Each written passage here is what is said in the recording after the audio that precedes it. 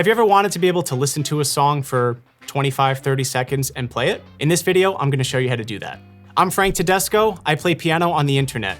I talk to strangers, ask them what their favorite song is, and try to learn it as quickly as possible so I can play it back for them. I play songs after listening to them once, and in this video, I'm gonna show you exactly how to do that, where I break down 4 key components. So the first thing I do when listening to a song for the first time is try to figure out what key it's in. And the way I do that is with a reference note. So a lot of times I'll just hit a key, we'll say C, before I even listen to the song. And from there, I'll start playing the song and see if I can count up the half steps in my head to hear the root note that the song is in. We're gonna use the song All of Me by John Legend, which has some very popular chords and a really iconic melody. I'm gonna start and just play C, keep that in my head while we listen to the beginning of the song.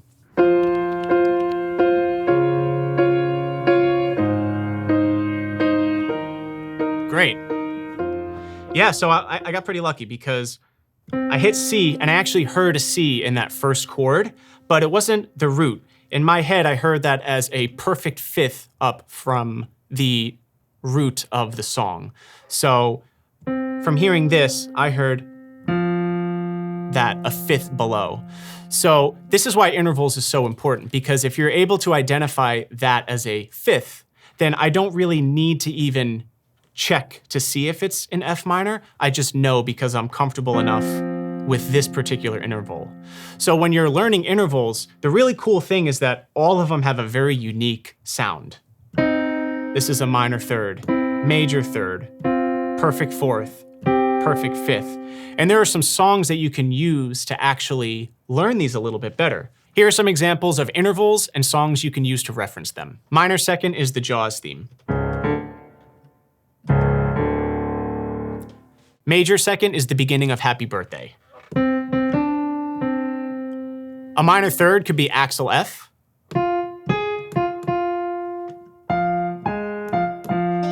For a major third, we can use O When the Saints.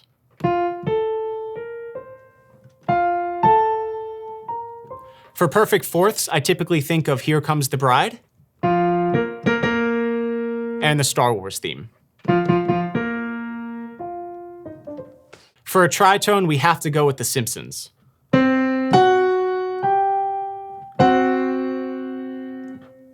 Perfect fifth, Twinkle Twinkle Little Star.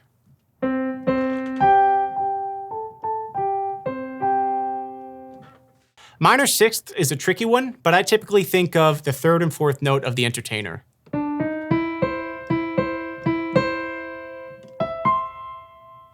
Major sixth, for He's a Jolly Good Fellow.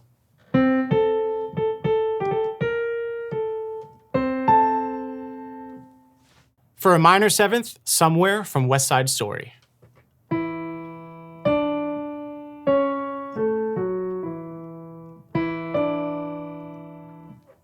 Major seventh, Take on Me.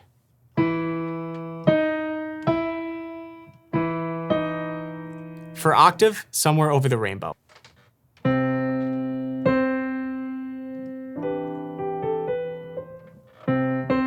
So intervals are crucial because it helps you find the key signature that the song is in, and it also helps you learn the melody. And so we're gonna dive into the full melody soon, but first we have to establish the chords. Once you find the key signature, diatonic chords are really the key to figuring out all of the different types of chords that you'll most likely hear in the song. So in All of Me, for example, we're in F minor. So we're gonna use the scale of A flat major. And when you're building triads in a major scale, there are some common patterns that you'll hear. This is Roman numeral analysis, but basically when you're building your way up the scale degrees in a major key, 1, 4, and 5 will always be major, and 2, 3, and 6 will always be minor. And there's a 7th, but nobody likes that one. I'm just kidding, we cut that. It's diminished, but we pretty rarely use that in pop music, so we won't worry about that in this video. So we'll start it in C, just for simplicity's sake. C is major, D is minor, E is minor, F is major, G is major, and A is minor. The cool thing is, if I wanted to bring that to a different key, as long as I know which notes are in that key, I can do that immediately. So all of me is in F minor, but the relative major is A flat major, which basically just means they share the same notes. So let's look at this from a major perspective.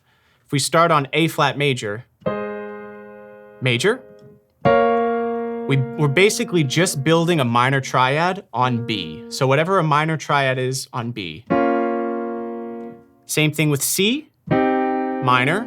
Our 4 is major, our 5 is major, and our 6 is F minor. This is the chord that all of me starts on. So now that you know the chords, how do we actually figure out what chords are in this song? If we take a listen, I'll show you how you can do that. All right, so what I'm doing now is listening to the very bottom note. Remember, we're bringing in the interval training here. Drawing me in and you kicking me out. You've got my head spinning, no kidding. I can't pin you down. What's going? So for me, listening to the very bottom note, it's typically the bass note, and this will help you identify your intervals, right? The distance between your different bass notes. So I can hear that it starts on F, and the next note goes down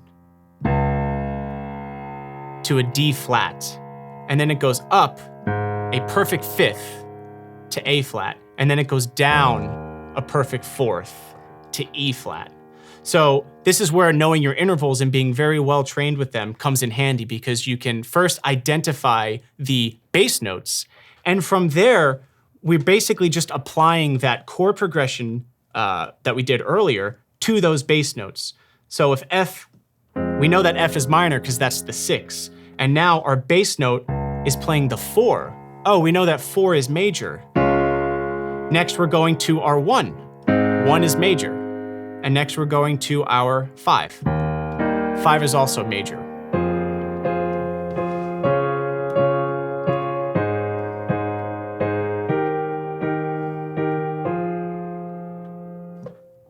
All right, you have the chords, now we gotta get to the melody. With the melody, I tend to hear the note and try to relate it back to the tonic or the root note, which in this case is F.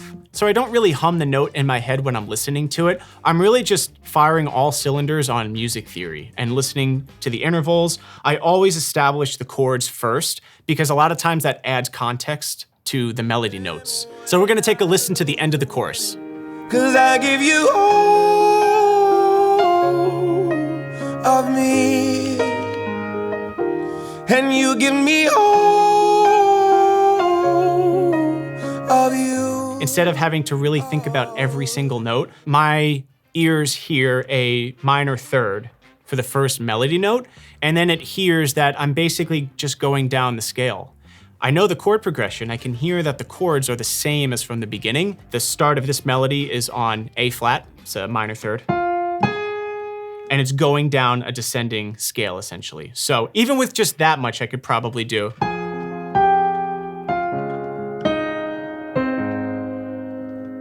And then sort of just a filler E flat chord. So what I also like to do is, when I just listen to that little intro to, I heard that it was the C. The reason I heard that is because I could tell that the C was a fifth up from F. So it's just referencing that interval training that we did earlier. And I could hear that we were basically just going up the scale and then hitting the minor third, just going down the scale until the C.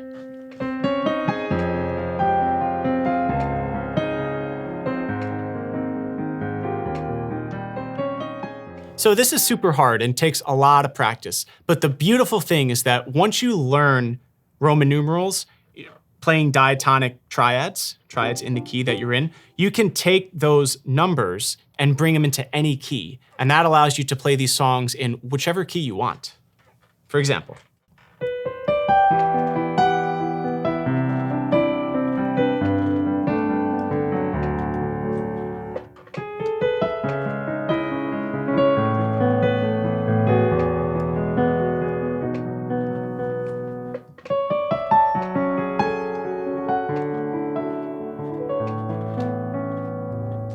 Hearing a lot of this can be overwhelming, but I would say a really good way to get started is to just pick a small section of your favorite song. So if you're doing All of Me, maybe just take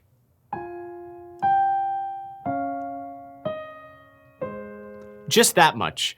Learn that in the key, figure out the chords, and then try to bring just that much into a different key. It's a really good place to start. I'm Frank Tedesco. Have fun practicing and learning by ear, and I'll see you next time.